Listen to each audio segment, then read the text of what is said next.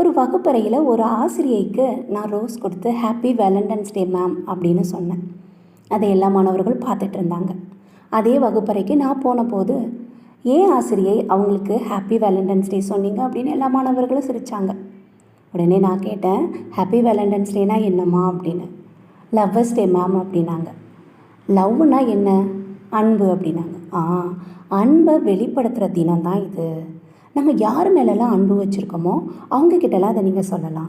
நீங்கள் யார் மேலெல்லாம் அன்பு வச்சுருக்கீங்க அப்படின்னு கேட்டேன். உடனே அம்மா, அப்பா, நண்பர்கள் அப்படின்னு நிறைய பதில் வந்துச்சு.